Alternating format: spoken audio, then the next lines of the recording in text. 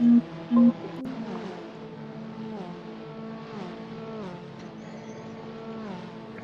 caterhamracer.com Season 5 Championship is sponsored by Just Add Lightness, high-performance LED lights and accessories for the Caterham 7. By design and display structures, immerse yourself in worlds beyond with bespoke projection screens. And by DPR Motorsport, your competitive advantage. We're also supported by Darren Burke, Performance Driver Coach. So, just 2 more meetings left in Season 5 for caterhamracer.com, and we head to the real-life penultimate round of the Caterham Motorsport season. That is at Snetterton's 300 circuit in Norfolk, here in bright virtual sunshine. We're all set to get going again. We've had 2 races, the last couple of races in the 420Rs. We're back into the Academy cars, so now we're heading off to the end of the season in these small little machines. Scott Woodwiss and Chris Hutchinson once again on commentary once more.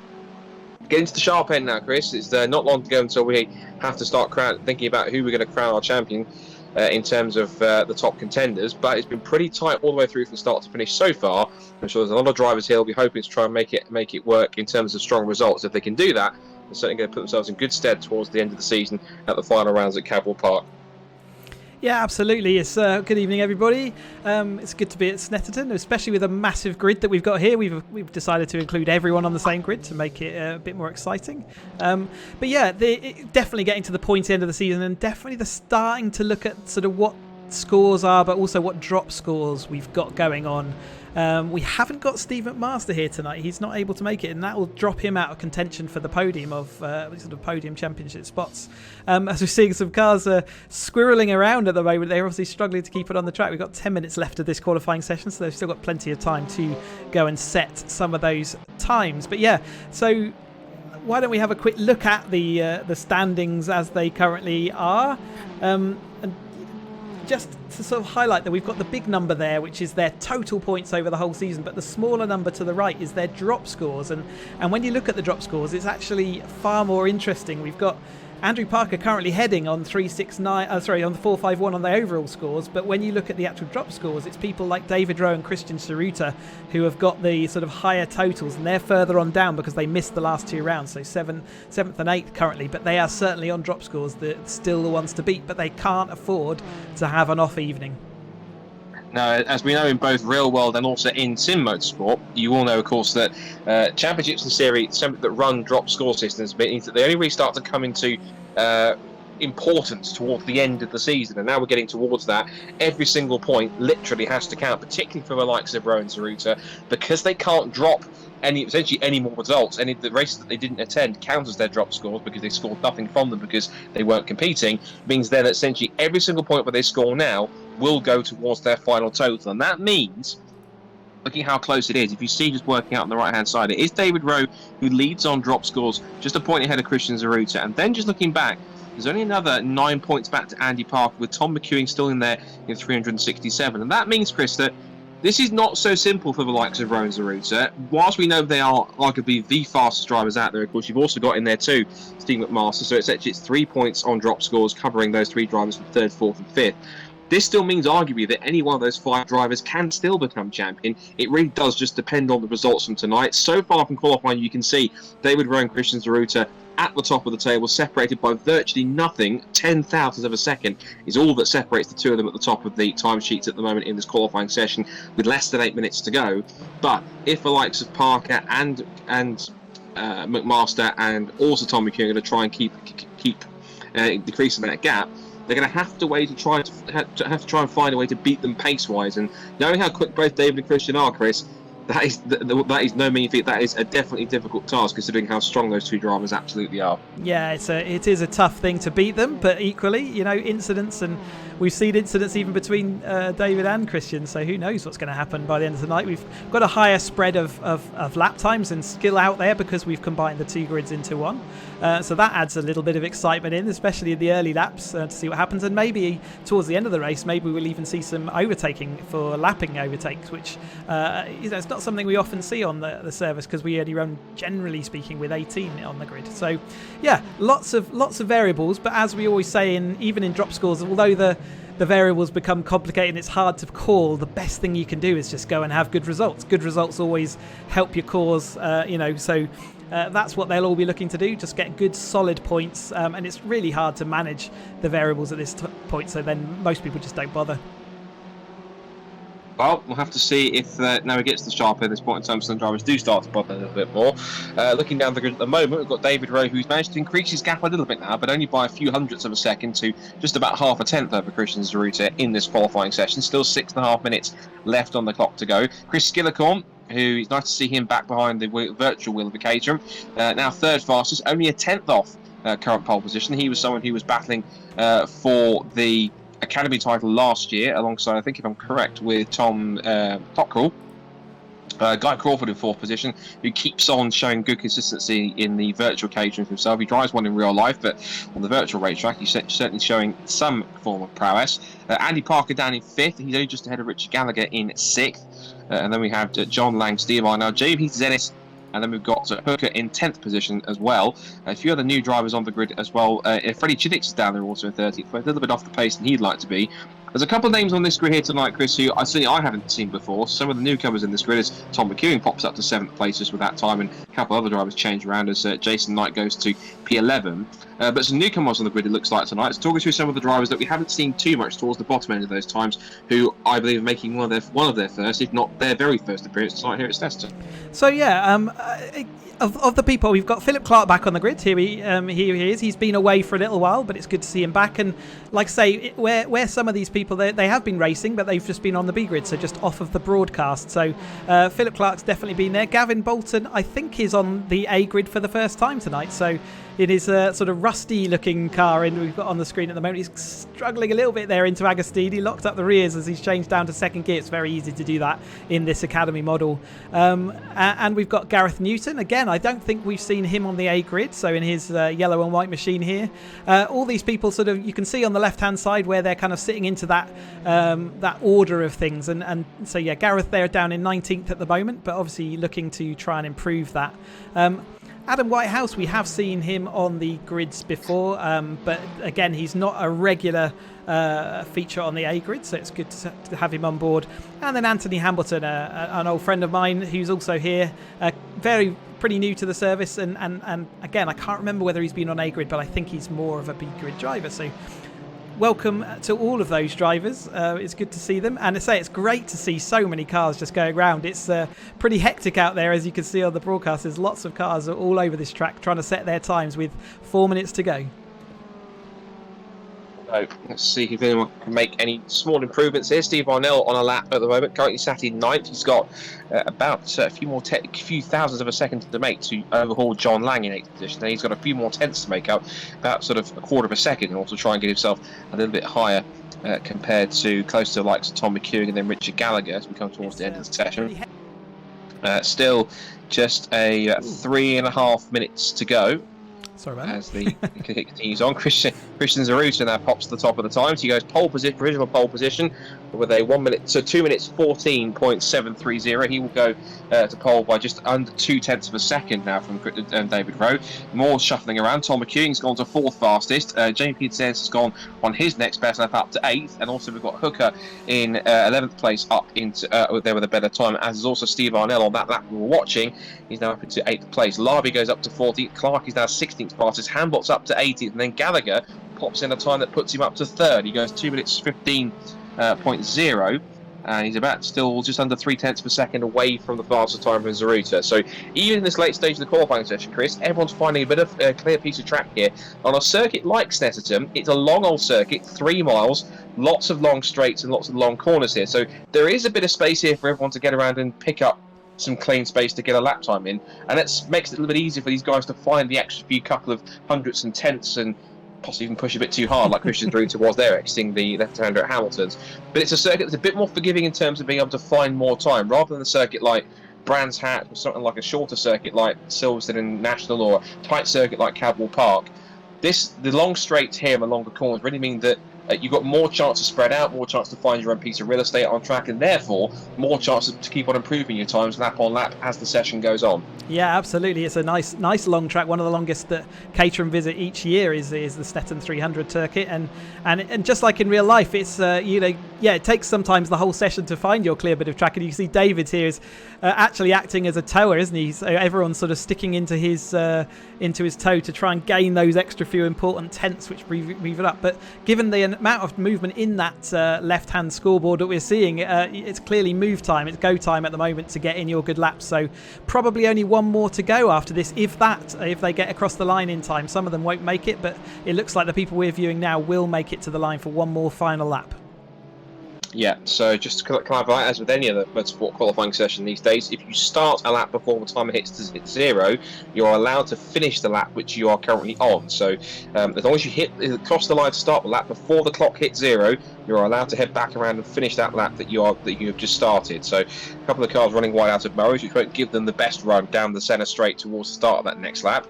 And one of the drivers that is going to try and pick up pole position again is going to be David Rowe. Comes across the line, and he does not improve his time. That time, in fact, he set was a 2:15 dead, exactly 2:15.000, and it's still, that time was still 3.5 tenths off provisional pole from Christian Zaruta. So he's now going to make his way out of Ritchie's down towards the Wilson hairpin under brakes.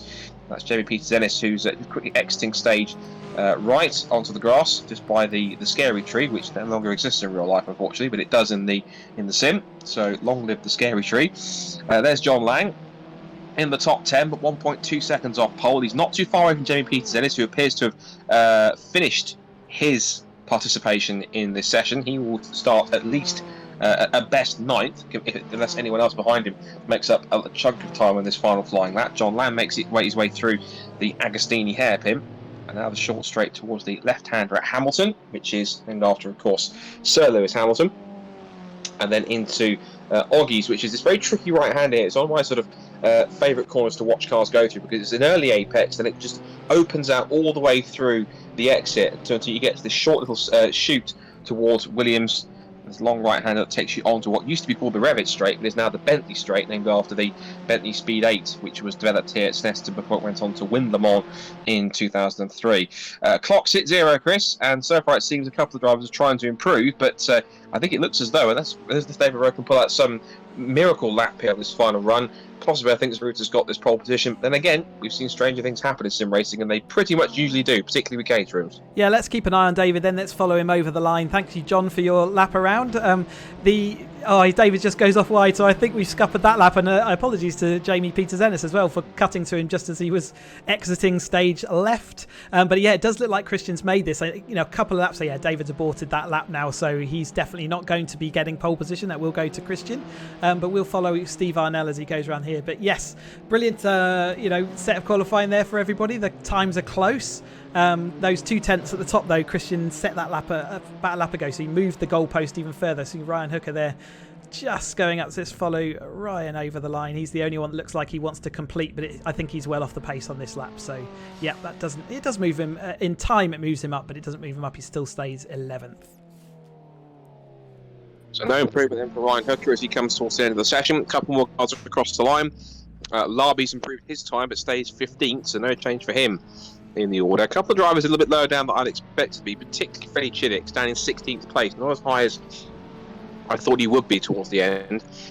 Everyone pretty much within the top sort of 11 or 12 is already in pit lanes. That's their session over, of course. Last couple of drivers are still out on circuit in the bottom half of that 24-car field, looking to try and increase their time. But the spread between times is just under 4 seconds. So it's not too bad between first and last position. Across the line goes another one of the cars. That's Paul Fernandez, who I think has improved to 12th position, so he's held on to 12, at least improved his time in 12th position. Across the line also goes a couple more cars, but there was no improvement on that side either. So now the end of the session has come around. We can see our grid for the first of 2 races tonight, 2 15-minute races, and our penultimate meeting of the season for caterhamracer.com season 5. It's Christian Zaruta and David Rowe, the 2 championship leaders on the front row together, as many would have expected, but it's Zaruta on pole by just over a quarter of a second. Richie Gallagher will start third alongside Chris Skillicorn on the second row of the grid. Then row 3 sees Tom McEwing and Guy Crawford, followed by Steve Ardell and Andy Parker with a job to do from 8th on the grid to pick his way through from the 4th row. And it's Ben Maskell and another solid run from Jamie Peters-Ennis, who puts his car into the top 10 with 10th fastest. Row 6 is John Lang and Ryan Hooker from Paul Fernerhub. He's a bit further down. He'd like to be in 13th. Jason Knight will start in 14th on the 7th row. Then it's Alan Curtis and Matt Larby. Then Freddie Chiddicks, again, another one to watch for back from the 9th row of the grid. He starts alongside Faris Babsale. Then it's Philip Clark and Adam Whitehouse. That's not even the end of the grid. There's still more cars to come. 26 cars, could have been 28 in fact, because we've got Neil Pardo and Chris Burke, Hudson Knight, and then Andy Hambleton. And then Gavin Bolton and Gareth Newton. We're also possibly looking to see if Andy Howard and Michael Coombe would make it onto the grid, but they haven't appeared in this session. So it looks like we're going to get one of our, I think, biggest grids of the season on stream, which is 26 cars, which is looking strong, particularly with such a long pit straight, which means it can accommodate quite a few of them anyway. So just switching ourselves over into the race session any second now. And now the 2-minute countdown begins and the drivers start to prepare as they pop onto the grid one by one. So a mammoth 26-car grid is getting set for the first 2 15-minute races tonight. This is going to be, I think, while there'll be some strong battles behind, I think it's hard to look past the battle between Zaruta and Rowe at the front. These two are going to go out to hammer and tongs right from the very first corner, and that start, particularly on either side of the track, there's no real side of the track that gets you any kind of an advantage. In real life, I suspect possibly maybe the inside, because that's where many cars run to get the tighter run to the pit straight to get the quickest possible lap time. But the sprint down towards Ritchie's is very clear, and it's a fast, but also it's a relatively narrow corner as well. So trying to get the line right, Chris, is all important, particularly when you're trying to beat the guy next to you on the front row of the grid to get the whole shot into turn 1 to try and lead down towards the Wilson hairpin. It's very important with Ritchie's corner. It's a fast one, but it's also deceptively tricky at the same time. Yeah, I think I would prefer pole position to be at the inside there, definitely.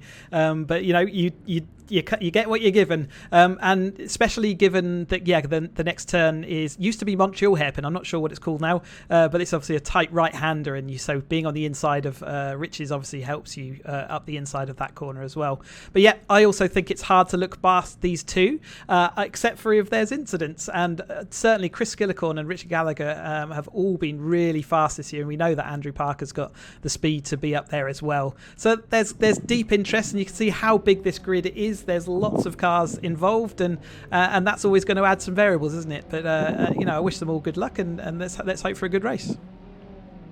26 cars means 26 stories on the grid, but of course only one of them can take the top spot as we get closer to the end of the Season 5 Championship for caterhamracer.com. Here come the red lights then. It's the two main championship contenders, Zaruta and Rowe on the front row together.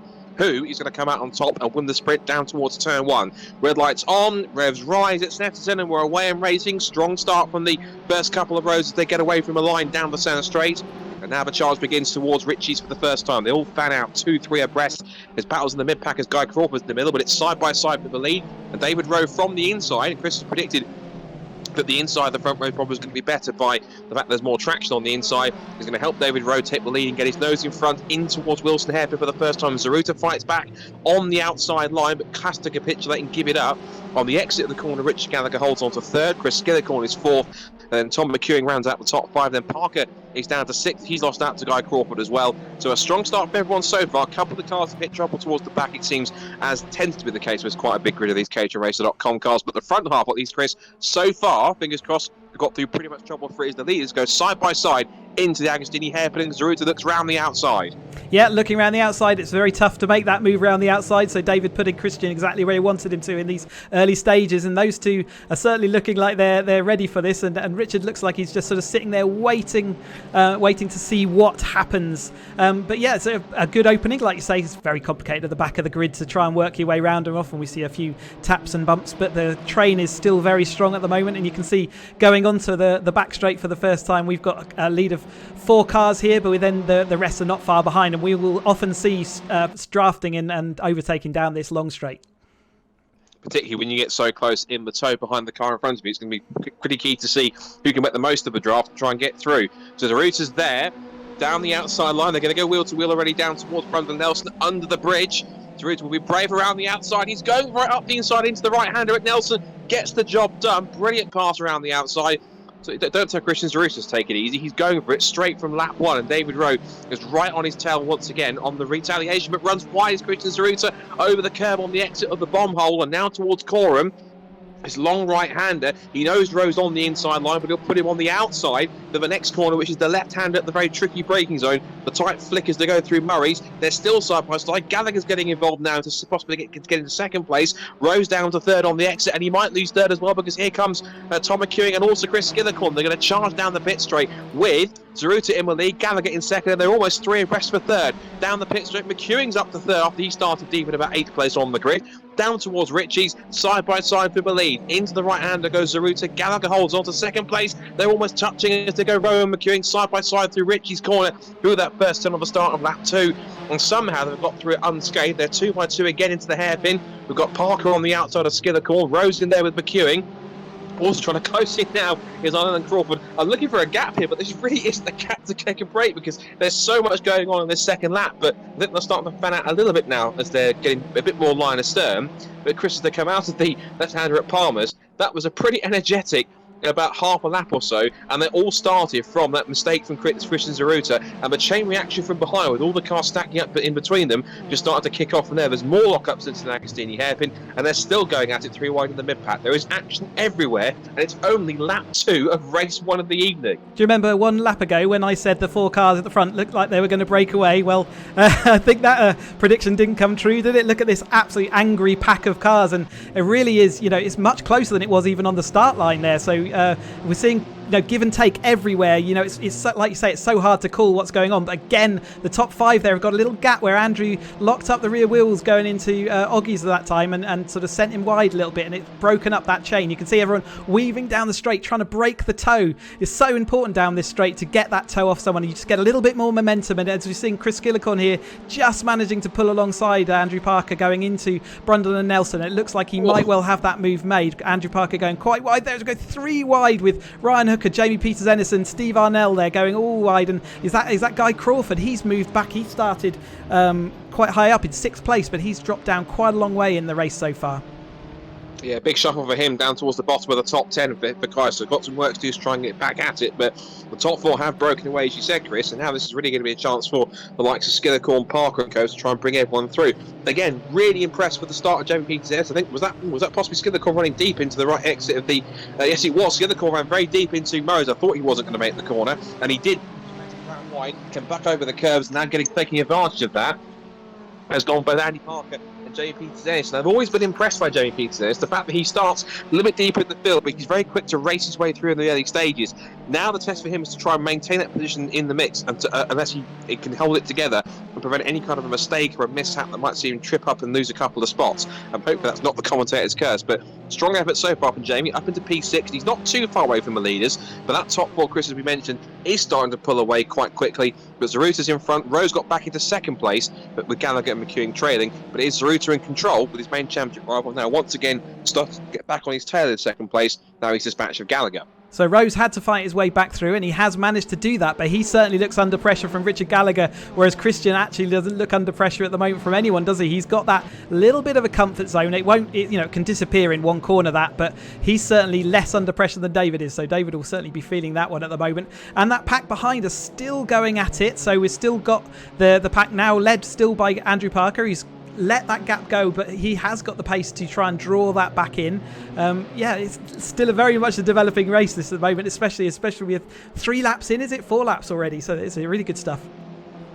I said I didn't want to put the commentator's curse to Jamie Peters-Ennis. I think I've done it, because he went from just there from that sequence from challenging Andy Parker for 5th down to 9th and under pressure from Guy Crawford. So a mistake around, I think it must have been Hamilton or Oggies, one of the 2, but he's now dropped down towards the base of the top 10. He's got some work to try and claw his way back up through the pack. He's got to first of all try and defend from Guy Crawford, who might take another place from Jamie to come down towards Brundle and Nelson once again for the 3rd time.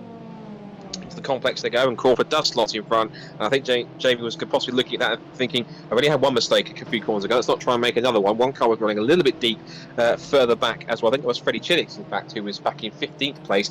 Not as high as we've seen Freddie before, Chris. Are you a bit surprised he's a bit off the pace tonight? Because, of course, someone who's in contention in real life for one of the Academy titles has been also shown his prowess in these Caterhams before in some of the previous races, but not quite feeling Snetterton this weekend, and that might be a bit worrying for him, considering that he's got a race there next weekend, if for real.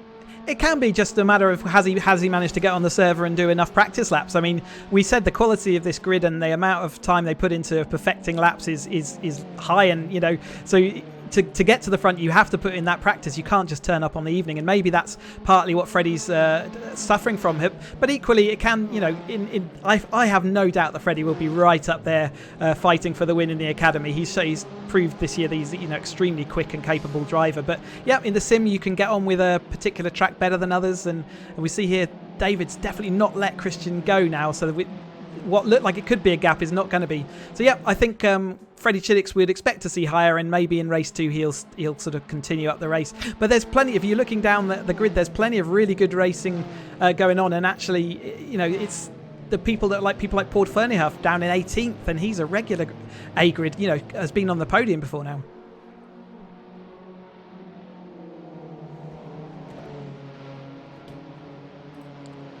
I think we may have Scott, you've got on mute at the moment. I don't know if that's deliberate. That was for a second. I was trying to pick something up, but apologies. Yeah, I was just I was just mentioning that looking back in that mix, you saw that Paul Fernandez was battling with Hudson Knight. Of course, is the son of Jason. Jason is up in 13th place. Hudson back down in 17th. Now, this is intriguing watching the front runners.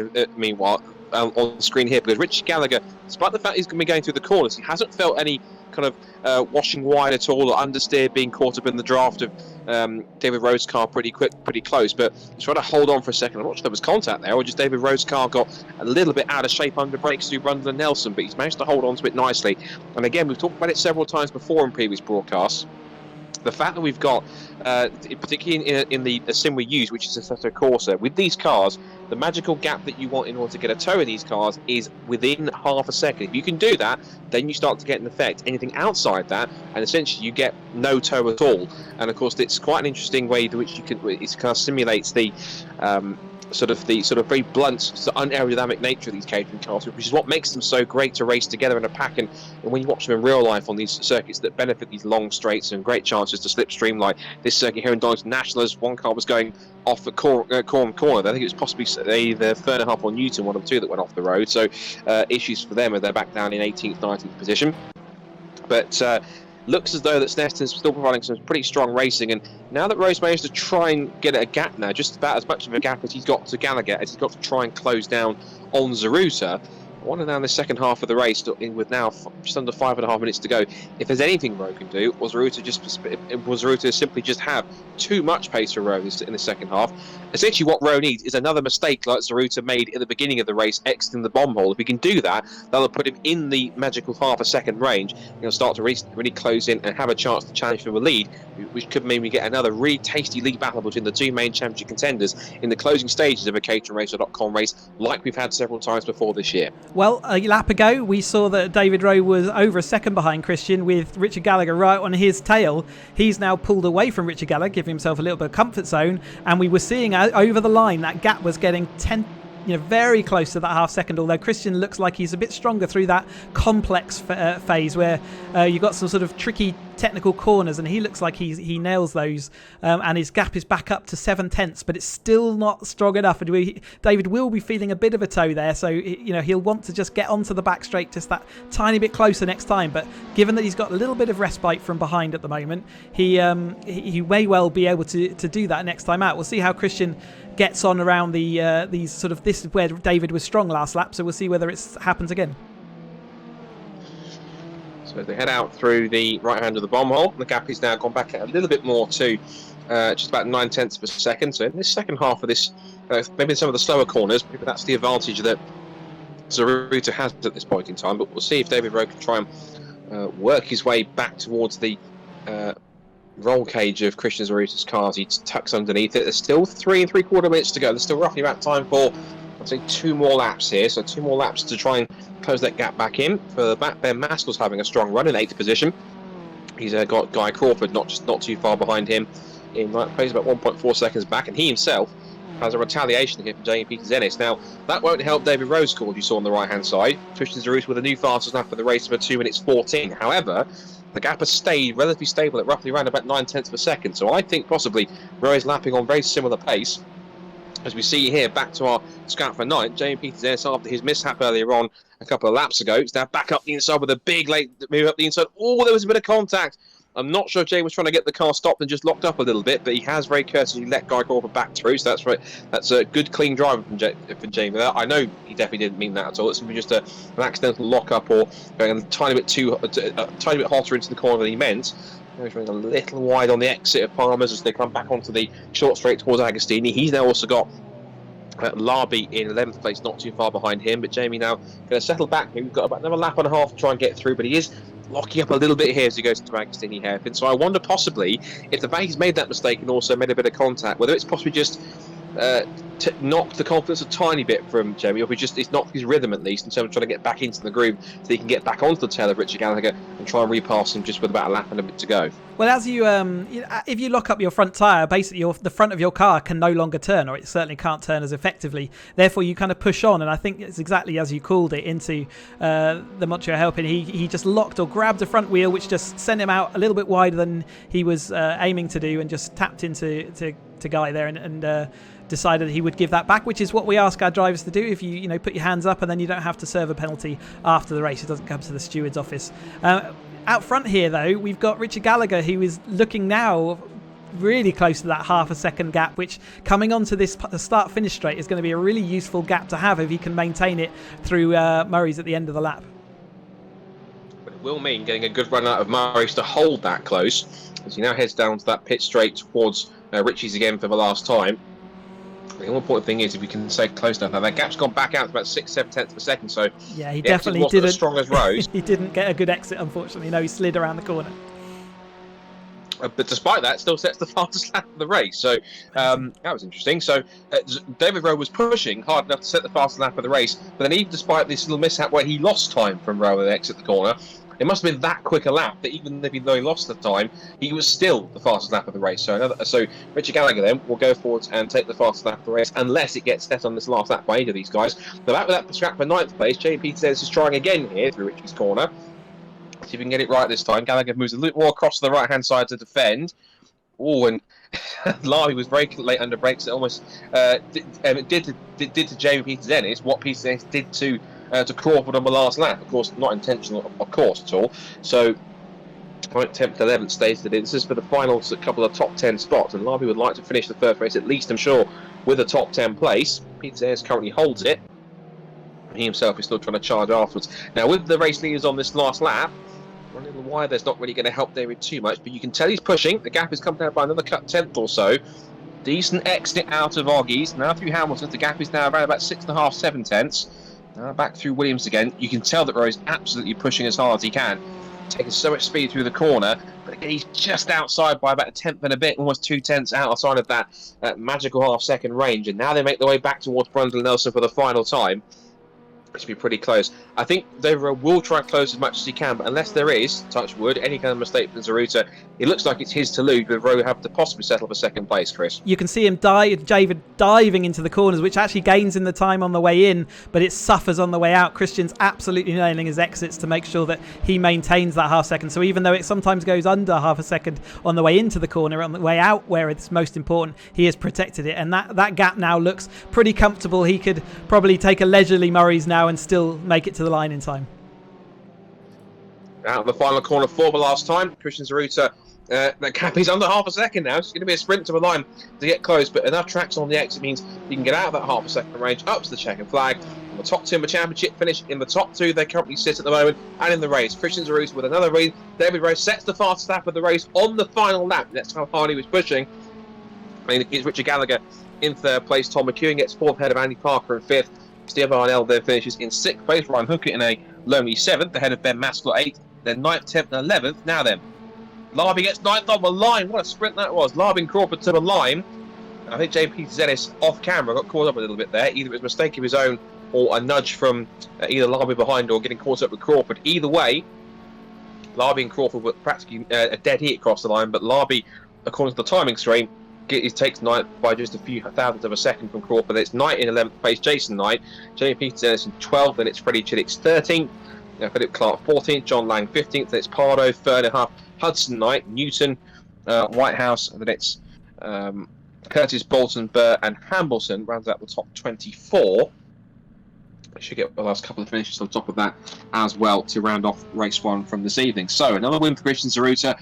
Another step closer to getting himself into championship winning contention. But given how close it is at the front of the points, it's not the end of the story for David Rowe. He's still got another chance here to try and possibly make it 1 win each tonight. So, quick clarification of the race 1 result. Provisionally, it is Christian Tsuruta who picks up the victory by 0.6 of a second from David Rowe, with Richard Gallagher filling out the podium in 3rd. Tom McEwing and Andy Parker also keeping themselves in close proximity to the main contenders in the championship, 4th and 5th for them respectively.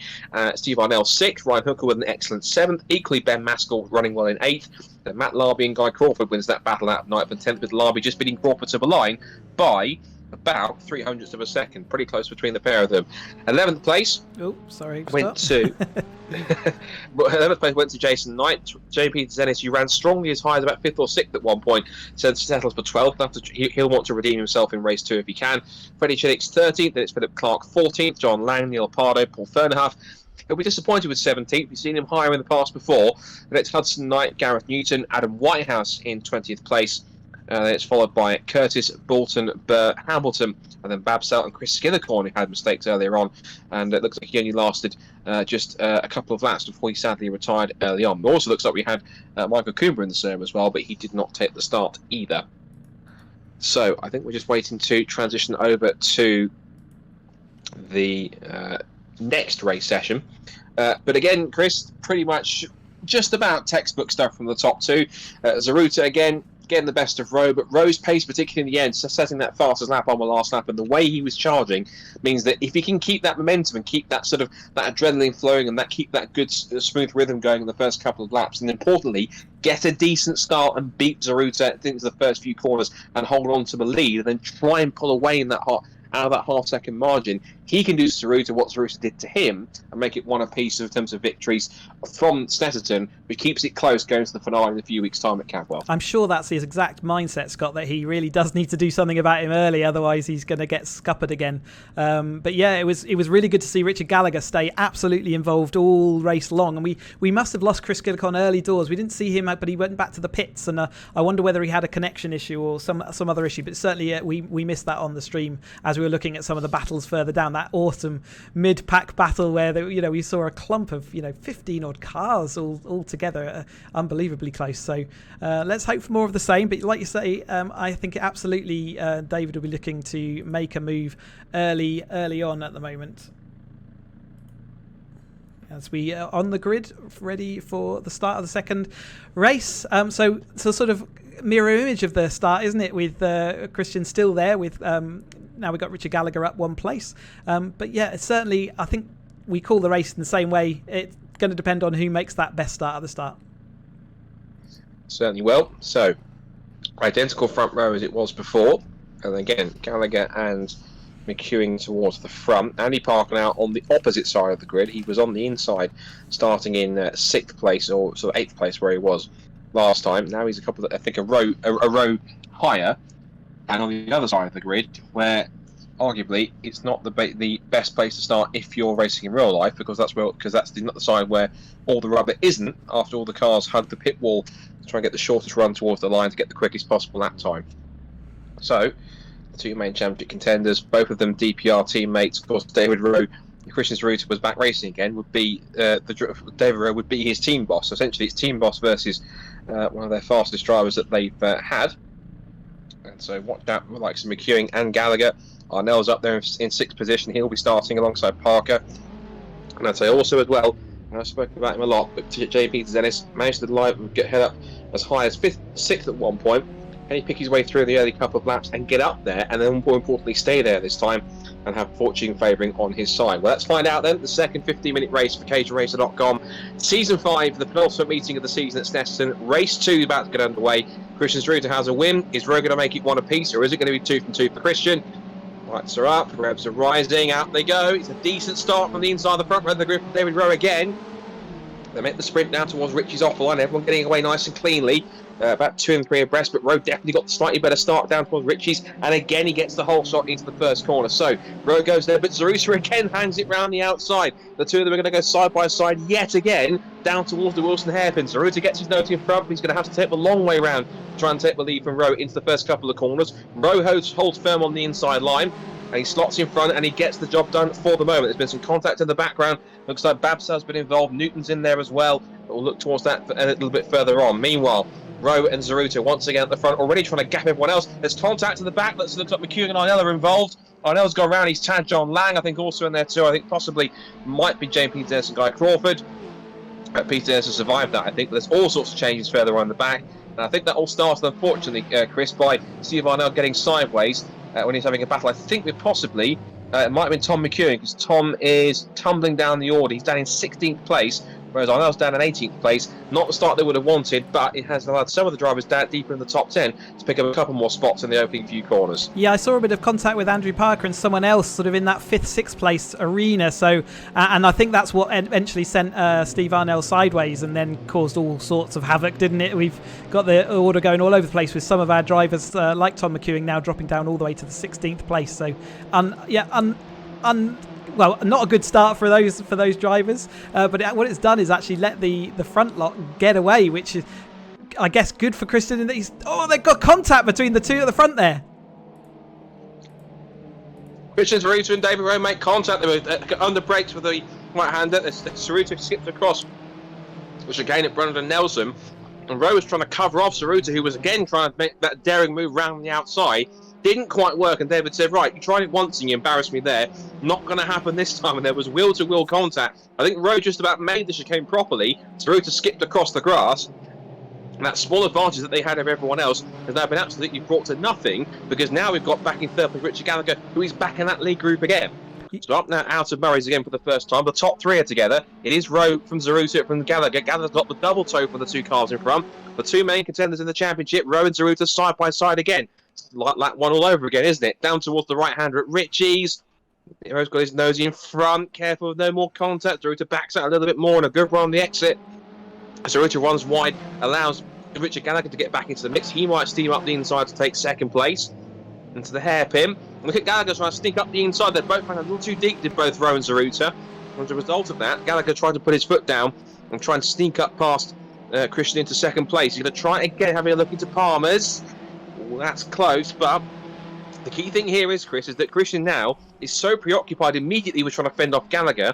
He's almost starting to let Rowe get away here by a couple of tenths. He's just outside that magic half a second now, and that's crucial, because if Rowe can start to pull away here without through to gain the advantage of any kind of a toe, this will be advantage David all the way through the next couple of laps, unless he makes a mistake. But the gap is now 6 tenths, so Rowe now starting to get a little bit of light relief here in these opening couple of moments of the race, now that Zaruta's got his hands full battling with Gallagher. It's almost the complete opposite, isn't it, from the race as far as David and Christian go. You can tell the championship's on the line. They're absolutely not giving anything. Christian there diving into I think it's Palmer's on the previous time we went through there. We're sort of desperate to keep Richard behind. He knows how quick Richard is, and he really doesn't want to get him involved in this process. But yeah, David is now the one with the slightly comfortable gap where Christian is having to look in his mirrors at Richard, and we've seen from the last race how consistent Richard is, and he is ready and waiting for any mistakes as they occur. So yeah, really intriguing with Andrew Parker now managing to make it into that 4th place. He was in 5th before as sort of a bit of a cork to the rest of the field following along, but he looks like he has now got the bit between his teeth and is ready to charge on up. And can he make that gap across to Richard Gallagher to sort of become an interference there as well? He's got 1.9 seconds to make up, and he has been looking pretty strong. And of course, all the time that Gallagher spends battling away and holding himself up, as well as Zaruta and Rowe, it means that he and everyone else will start to benefit from that and close back in quick enough. So they come up through the right-hander at Murray's and back onto that pit straight then. So this is only the second lap. All covering wide there. That was Guy Crawford losing out, and he will lose out, I think, to Hooker and possibly Larby as well. Here comes Zaruta once again. They're side by side, I believe. It's all over again. Rowe sets the fastest lap of the race on the first proper flying lap. Wheel to wheel into Ritchie's corner. Looking for that undercut through the right-hander, and now Zaruta just holds on. Pro edges him out to the edge of the track. There's a bit of puff of dirt as they come up towards the Wilson hairpin again, and then once more side by side. Zeruta looks round the outside. If he can stay there, it'll be a great move as Rowe might be has to force him over the curb. But Zeruta's timed it perfectly. He's now on the inside line for Wilson, and Rowe has to give him room. He's got no choice. Up the inside into the left-hander, but sweeping round the outside at Palmer's goes Rowe and just chops the nose straight off of Christian Zeruta. Not on your life, sunshine. That is not happening in a month of Sundays. Down towards the left-hander Agostini. Gallagher still in the mix here, and also, as you said, watch out for Andy Parker. He's losing a bit more time. It's up the inside again. Goes Christian Zeruta into the left-hander. A bit of contact for Agostini. A wiggle of a tail on the throttle there from Zeruta, and he's back through for the moment. They're side by side again. Wheel to wheel, nose to nose, into the left-hander at Hamilton. They touch again. Round the left-hander over the curve goes Rowe. Here comes Richard Gallagher. Now to try and get second place round the outside. This is an incredible battle. Gallagher looks for the undercut on the exit. They're three abreast on the exit of Oggies. Up the inside of both of them goes Gallagher. They're so busy fighting each other. It might well be Gallagher for the lead into the right-hander. Into the lead goes Zeruta. Into second for the moment goes Gallagher. But then round the outside of Gallagher goes Rowe. Gets the toe for Zeruta. And they're at it again. Three people lead, Chris. Where do you look? It's incredible stuff for the front. That was absolutely scintillating racing. I absolutely loved that. There was all about the momentum to the corner. This car can actually go on the wider line and still maintain that momentum. And we saw David use that to great effect sweeping across. But Christian, absolutely like a dog with a bone, will not let go as he drifts wide outside outside of Nelson. Unbelievable stuff going into Bommel. Richard Gallagher still waiting to pick up all the pieces and look like he might do then, but he's got nowhere to go when these two in front of him are absolutely placing their car in these most unbelievable positions and still managing to make it work. Yeah, just so there's sorry. There's still 8.5 minutes to go here as they come back through Murray's once more. It's only the third lap of the race. There's been so much going on these 3 laps. You daren't tear your eyes away from the screen. So the gap now, actually looking back to 4, he's now 1.4 seconds and coming down again. So Andy Parker is benefited from all this battling between the top 3. As now Rowe takes his turn to hit the slipstream off Zeruta, down towards Richie's again. He'll take the outside line, goes very deep on the outside into Richie's corner. He's that committed into the right-hander, but Zeruta holds firm. He'll have the inside line, which says, right, squeeze me to the outside, try this on for size, David. Back down towards the Wilson hairpin they go, side by side under brakes, and Rowe is taking the Zeruta approach. If you're going to hold firm on the inside, I'll just drive round the outside if you make it even more easy for myself. Watching now as Parker's now 1.3 seconds behind. Parker really could benefit from this as Rowe looks back again around the outside line and tries to carry the momentum, square the corner off, which it does work for the moment. But again, all the time these 3 are fighting, Chris, it's advantage Andy Parker. He keeps on creeping closer and closer and closer behind them. Yeah, play that Jaws music. He's certainly looking like he wants to get involved in this. And, you know, he's got to be watching this thinking that's going to end in tears. And certainly I've sat here doing this. David going up into Hamilton. That's not a place to overtake, but they are willing to put their cars everywhere. You can tell this is really the championship on the line here. David has to make this count. Christian's got those couple of extra points and going into the final round. That could be absolutely crucial. Here comes Andrew, though. He's really caught up close. And now it's going to be a four-way fight for the lead. And there's still less than 7 minutes to go, so this is not over yet by a long shot. Onto the back straight. I think Rowe's been as close as he's ever been onto the back straight at this point in time as they rode down towards Brundle and Nelson. Here he comes on the outside. Great camera shot. Look at this proper wheel-to-wheel stuff for the 2 championship contenders. Gallagher's in there as well. Parker watching on from a distance. It's always 3 abreast as Gallagher looks at the outside line. I take their different approaches into Brundle and Nelson, but Rowe this time does complete the move and he's back into the lead. Zeruta gets a good exit on the from the complex. Back to the bomb hole they go. It's still Rowe with Zeruta glued to his rear roll cage. Looks back up the inside at Coram. They're going to be side by side and wheel to wheel again. That shouldn't be possible going up the inside of Coram, but he's going to go around the outside. There's more contact and out one goes David Rowe. He's off the road. David Rowe off the road backwards at Albert Coram corner. It was going to happen eventually, I think, and now on the inside for the lead, that goes Richard Gallagher. So out of all of that, it's held up Richard Gallagher, Christian Zeruta, so much that Richard Gallagher gets involved. He now takes the lead. Here comes Andy Parker. He's the one to watch for. He's now into second place across the line. One small move, one false move from either of them, Chris, and it was going to end in tears, and unfortunately through Coram it did. Yeah, I am not looking forward to if that comes to a race review situation, because that is going to be a hard one to call. Who was at fault in that particular one? It was side-by-side action forever, and it's kind of lucky it lasted that long. But yeah, Christian here down in third. I wonder whether he's now waiting for David. I think he is, so that David can catch up and take over, take his penalty in line and make the battle continue. But out front, that does mean that it's going to be a Richard Gallagher, Andrew Parker fight, and we've seen that before when the David Rowe and Christian weren't here last week. It certainly went down to that. So look at Christian there. He's down in 6th, but he's just about to let David go through, I think. Let's watch this one with intrigue. So into the hairpin is Zaruta going to take the wide approach. So he's just waiting for Rowe in order to let him resume the battle here. Let's wait and see, because it's going to keep him pretty close to the championship anyway. So if he's going to let him through, he's going to have to do it pretty soon, because he's now not too far away from the cars in front of them, and they could possibly even pick their way back through. There's still time to get back up into a potential podium place if they both get past the cars in front of them. And now into Augie's corner, looks like Zaruta, I think, has he let that one go? Yes, sort of. He's done the Formula 1 thing of kind of letting someone go without giving them the advantage, right? You've kind of done it by the letter of the law, but maybe not the spirit. Yeah, it was hard to tell there. It's kind of like saying, am I going to let you go? Yes, I'll make you sweat for a second, and then I'll let you go. Now he's letting back through. Now the battle can resume once again. Bear in mind, it is for 6th position, but these two won't care. It's whoever can outscore each other will help them in the championship fight down towards Cadwell Park. They're side by side, round the outside of Brundle again, up the inside of us, and they're still side by side on the exit. These two will not stop battling with each other for the title and for the positions. They go back into the bomb hole again. They're still side by side.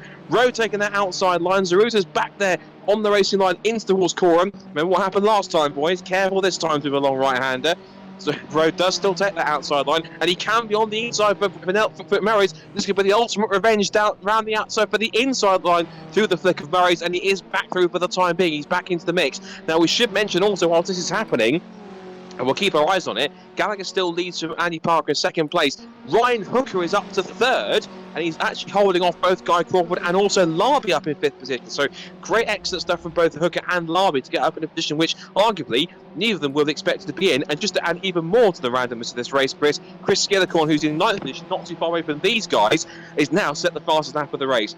Where on earth do you look with 3 minutes to go? Yeah, I'm sorry to everyone else in the race that we're concentrating so closely on a few of these battles, but they have been given some epic races, but it still doesn't go, with Jamie Peters-Ennis now getting his nose stuck into that battle between Christian and David. Christian, like, little bit of a nerf there, saying sort of, oi, chum, this is my little rattler with David going on here. I want to do it. But yeah, we should definitely not forget who's out in front at the moment, and looks like Ryan Hooker's now down in 4th, so I don't know what happened between him and Guy, but Guy's now making his way into 3rd place and on the podium spot. This will be a massive confidence boost to Jamie Peters-Ennis, regardless of the fact that those two have just had contact a couple of laps ago. But the fact that Jamie's been able to get up and have a bit of a mix with both Christian Zaruta and David Rowe in that sequence of corners will certainly help his confidence in the car and in the sim as well. He's looking pretty strong to keep up with them at this pace, so pace is looking good for him as they come up through the right-hander Moggies. Still, this battle of a 3rd, 4th and 5th goes on. I think that Guy Crawford seems to have a bit more pace over Ryan Hooker, so he'll start to pull away a little bit more over the next few moments. But Richard Gallagher's got quite a lead here, some 2.3 seconds over Andy Parker, so these two will certainly grab quite a few points back on both Rowe and Zaruta. And speaking of those two, there's a bit of a gap now between Rowe to Zaruta now. That gap is now between them 0.6 of a second. So Rowe's managed to get out of that half a second range for the toe, which will certainly help him out as they go through the last couple of laps. They're going to go on to the last lap this time by, with 1:35 on the clock still to go, as Andy Parker uses all the track and a bit more on the inside there as he's trying to hold on and take the shortest line through the corner. I'm not quite sure Chris will approve of that, but as they come back through Murray's, just looking back at the rest of the top 10, still Joe Peters-Ennis in 9th, Peters-Ennis in 8th, Chris Skillicorn 9th, and it's Philip Clark in top 10, so not doing too bad as they come through. A couple of the drivers that lost out towards the back, seeing that Steve Arnell looks like he's had more dramas down the order, because he's back down in 24th. As for Tom McEwing, who also I think got caught up in that first lap melee, he is in 13th place, so mid-pack at the moment.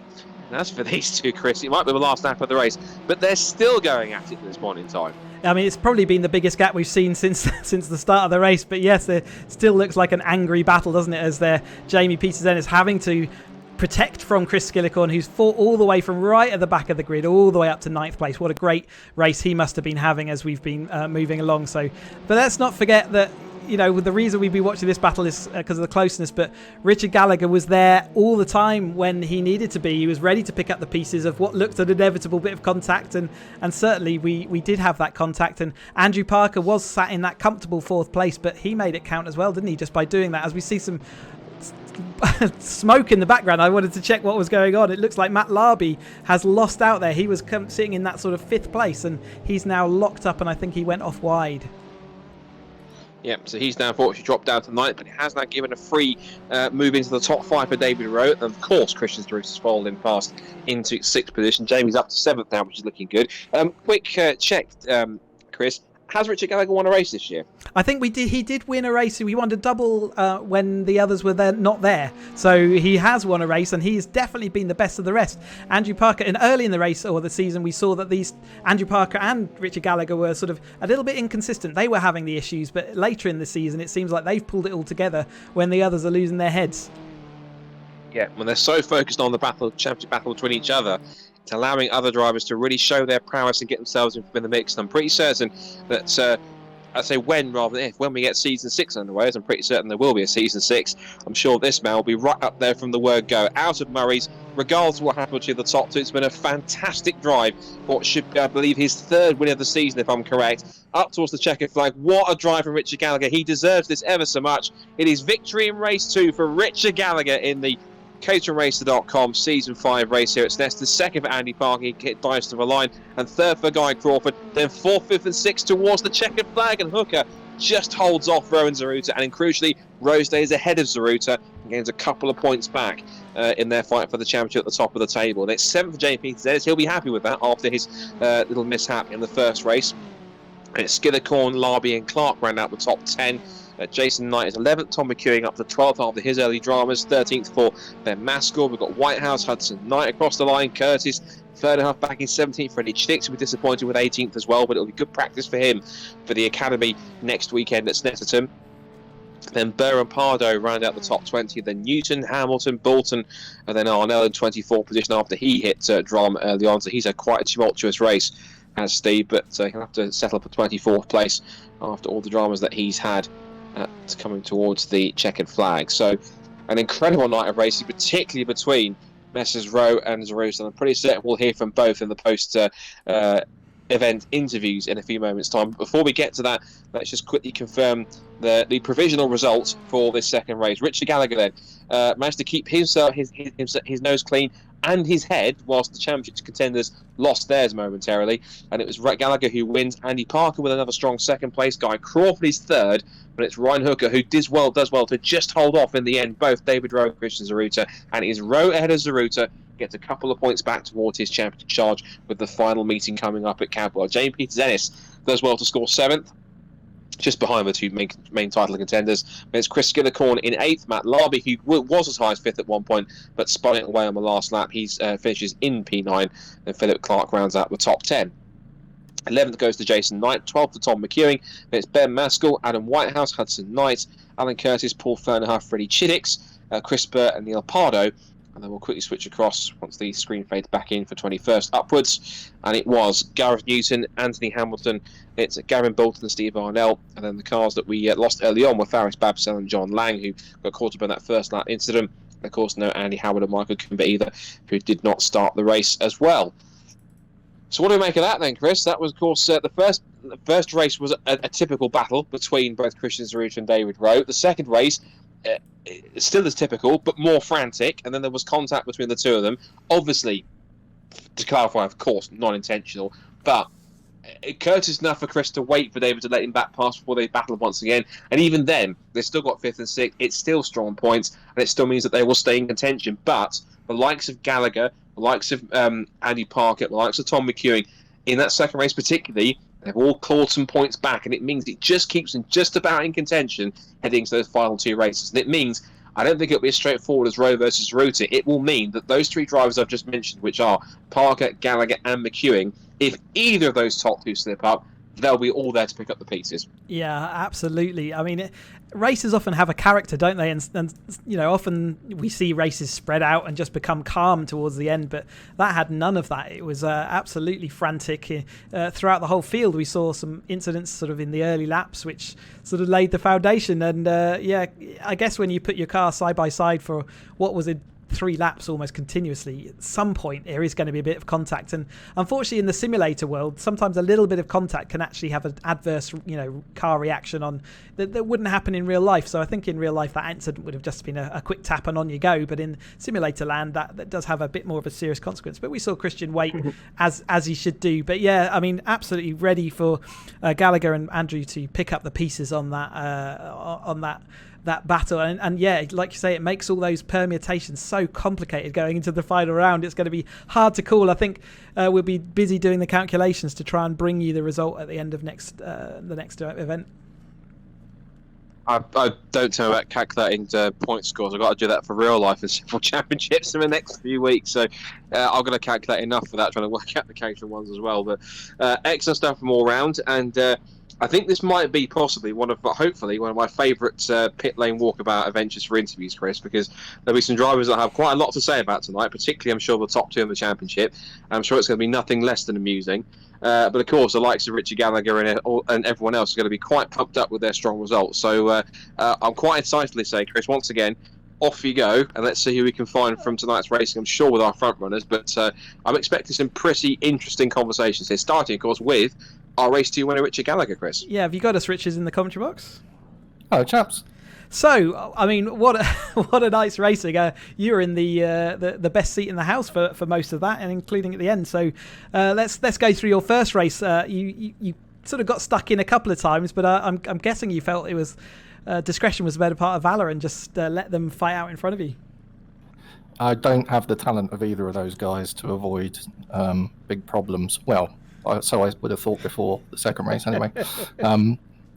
So yeah, I thought just try and let them drag me forwards a little bit rather than fall back in the pack. So it was everything I could do really just to keep up with them. But I mean, race 2, it paid off. Just the patience to let their talent run out, and you were absolutely in the right place. I mean, at one point, again, it looked like you would, come away with that anyway because of that they're battling. But you must be pretty consistent. It's a nice strong end to that race, and you just pulled away into the distance. Yeah, really happy. I mean, at one point I was just going to tell him off because Andrew was starting to catch up. I was just going to say, stop messing about, lads, come on. But no, actually, I'm obviously not the way you'd like to win. You'd rather overtake them on the track properly, fair and square, but lovely, so I'm still chuffed. Take them any way you can, and that probably puts you sort of closer in that championship contention now, with the leading 2 there sort of on drop scores dropping back a little bit in 5th and 6th, so might put you in sort of more of contention towards that top step.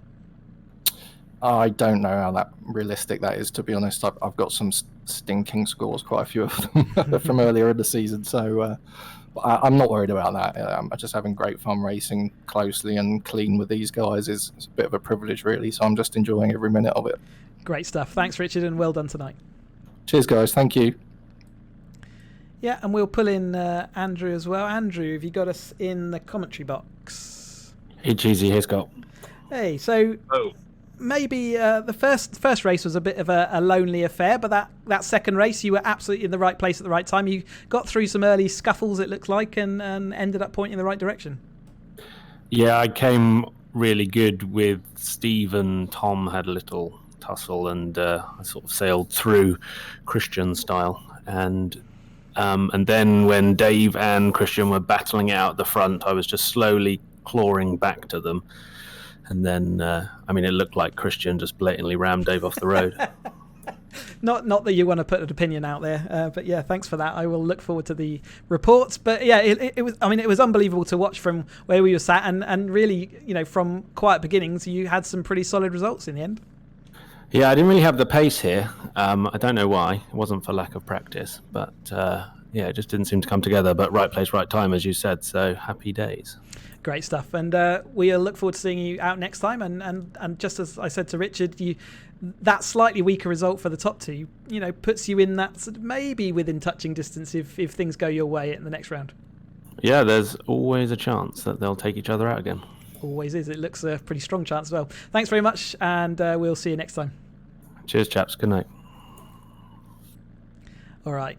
Now, Scott, I'm not sure it's a good idea to bring them both in at the same time, but should we do it? Well, but that would be a sensible decision, and we never do sensible decisions here. So, of course, we're going to bring them both in together, I'm sure. But anyway, let's- at the end of the day, it's your call. But Let's give it a go. I don't think this is a good idea. But Christian, have you got us in the commentary box? Christian, are you there? Yes. And Yes, David, I am. are you there as well? Oh, yes.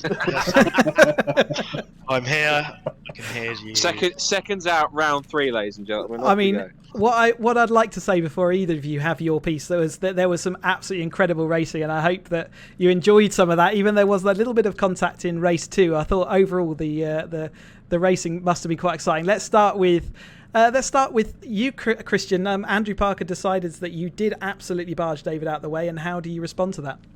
Well, if Dave doesn't want to leave room and wants to squeeze as hard as he can, he has to expect these things to happen, especially around the outside. It's just, not where you want to be, is it really? And I would counter that with the several instances of foul play from David whilst trying to pass him, regularly putting me onto the grass. I mean, disgraceful behaviour. David, allocations of foul play, how do you respond to that?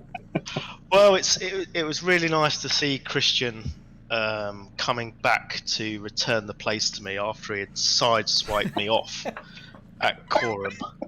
And it's, I had a text message. I can't say who it was from, but it was said, your dad's cheese. it said, it's good to see that Christian has finally got a conscience after all. And you know what? I think that summarises the season for me. I think it does. Unfortunately, I would say, Christian, you've probably come out better on top with the extra points for that win in race 1, but certainly damage limitation there in race 2. I would say deserved, to be honest, after, karma.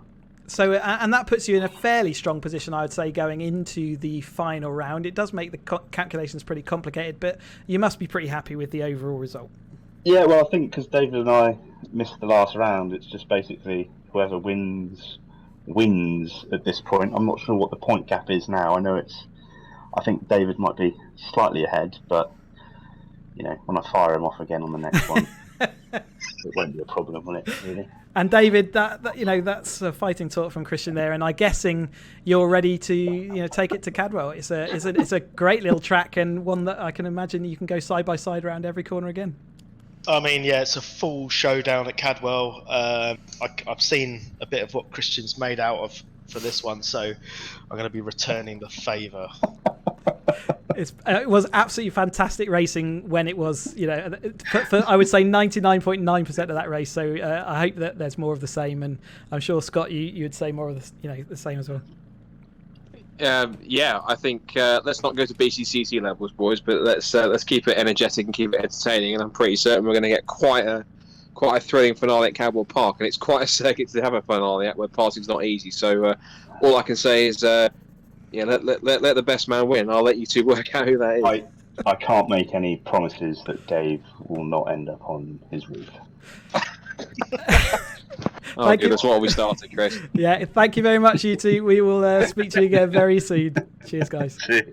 Cheers, see ya. There you go. I do like how that was very quickly abrupt. As soon as I heard that, so that potentially of David Rowe potentially ending up inverted, then he very quickly said, right, moving on. But anyway, that's it's a firm, but it's a friendly rivalry between these two in terms of they will take a little shot at each other, but ultimately it's all for the good of enjoying themselves on track and virtually and having fun. And I think those two are certainly going to put on, I'm sure, quite a show at Cadwell Park, a place where it's notoriously known that overtaking is absolutely not easy at all to pull off at all. If you can make a move at Alton Park, at Cadwell Park, then essentially you can be classified something of a hero. And whilst they might have got away with it today, Chris, I'm not sure there'll be no too many side-by-side antics, at least at Cadwell Park. Then again, this is Christian and Dave we're talking about here, and they'll go side-by-side practically anywhere. So I think we should expect the unexpected at all times in the next couple of weeks. We're back into the 420s for this final round, and actually that does mean that side-by-side's even tougher again. These Academy cars really lend themselves to that kind of racing, and I don't think it's going to be a while before I forget that race one on about the second or third lap when, it was literally 4x4 halfway through the field. I mean, absolutely brilliant by all the drivers, and I know there's been instant contact. There always is a little bit of jiggery pokery, but overall, I think the racing tonight was stellar. So, and that's what I love to see, and long may it continue. Yeah, well, of course, that's the one that you're going to have to tune in for in order to find out if who comes out on top in this battle for the championship. Whether it is going to be David Rowe, whether it is Christian Zaruta, or whether potentially it's someone else. And you only have to wait until the 12th of October for that to happen. The season finale, where a couple of drivers are back in the fastest Caterhams that we have, the Caterham 420Rs, once again. And that is going to be quite an exciting spectacle. We'll both be there. Hopefully you will be too. And of course, and it should be an amazing way to round off another amazing season. Which, to round things off, of course, we have to say thanks to our fantastic sponsors. Because as we sign off here tonight, a quick reminder that the caterhamracer.com Season 5 Championship is sponsored by just Add Lightness, high performance LED lights accessories for the Caterham 7. With design display structures, immerse yourselves in worlds beyond with bespoke projection screens, and by DPR Motorsport, your competitive advantage, with additional support from Darren, Burke, performance driver coach, from Chris Hutchinson and myself, Scott Woodwiss, all of us at caterhamracer.com. Thank you for watching, and do not miss the season finale, October 12th. Back once again at 8:30. 2 more races to decide who wins Season 5. Is it going to be Rowe, Zaruta, or could someone else steal the limelight in the virtual world of Lincolnshire? So join us then. Until then, take care, and bye for now. I can't wait.